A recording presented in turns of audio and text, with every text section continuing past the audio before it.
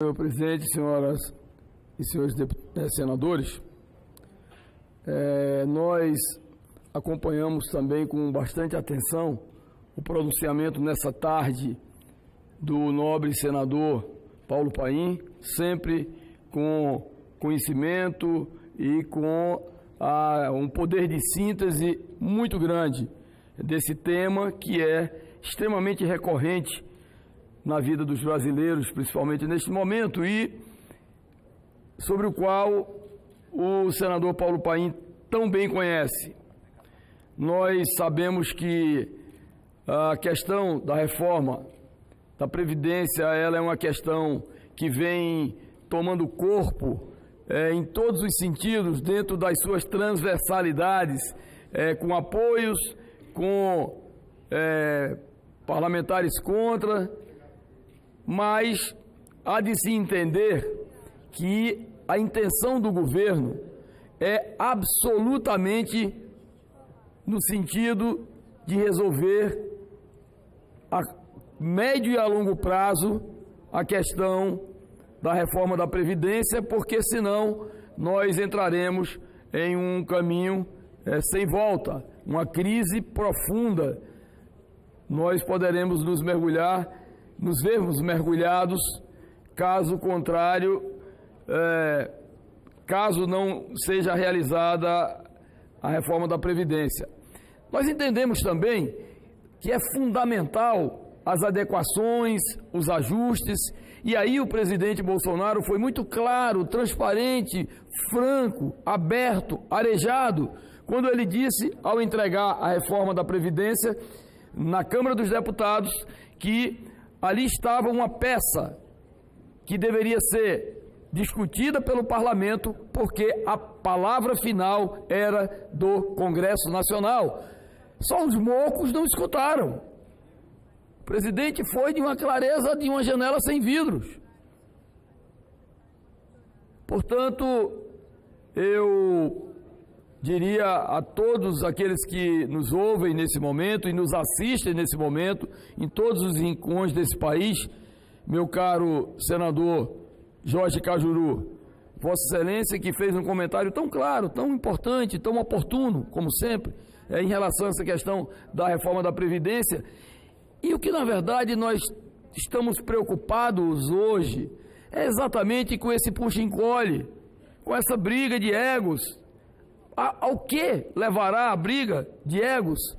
De um lado, alguém que está tentando colocar sob a decisão do Congresso Nacional essa questão que é fundamental para a vida da sociedade brasileira.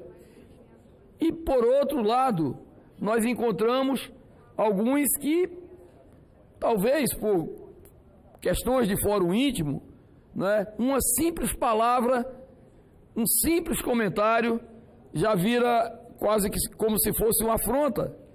E não é isso que a população brasileira quer. A população brasileira quer resultado.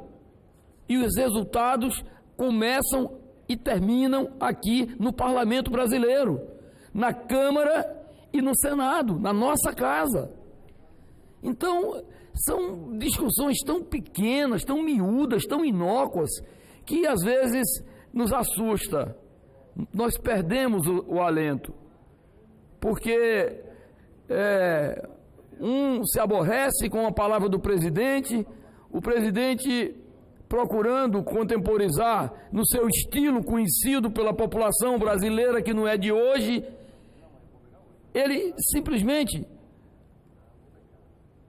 transfere para o Congresso e, obviamente, a obrigação de se debruçar, estudar e encontrar uma solução para a questão da Previdência Nacional.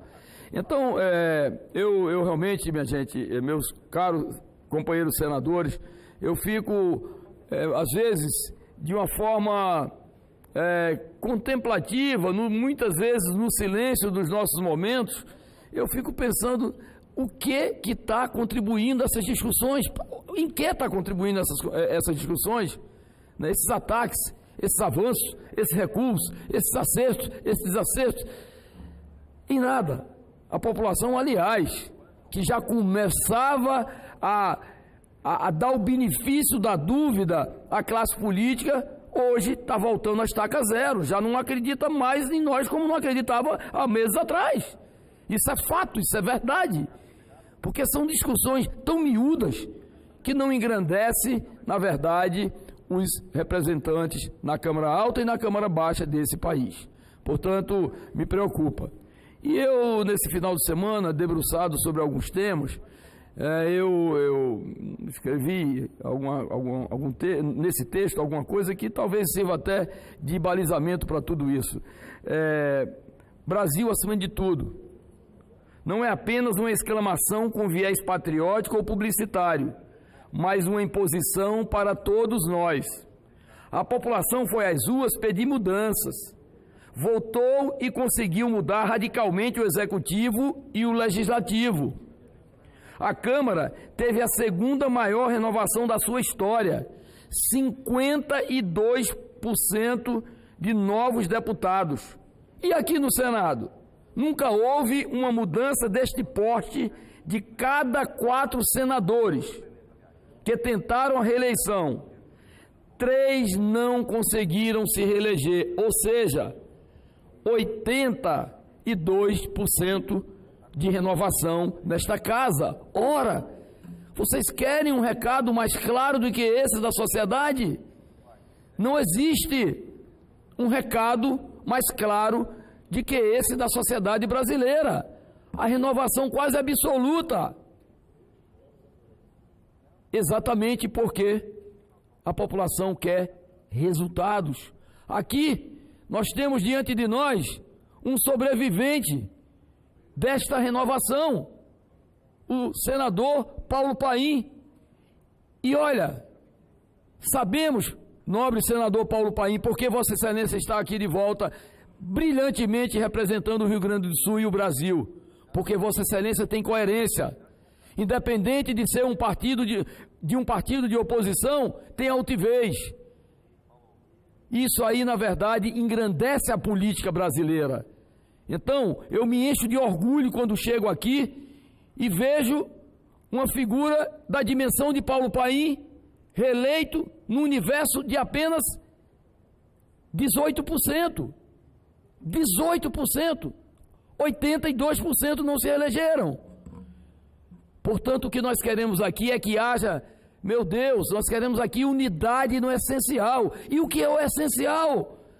São as reformas que estejam coerentes com aquilo que a sociedade espera. Eu sou da base do governo, eu sou vice-líder do governo e entendo que essas mudanças, esses ajustes propostos pelo Senado, pela Câmara e depois aqui na nossa casa vão inexoravelmente acontecer.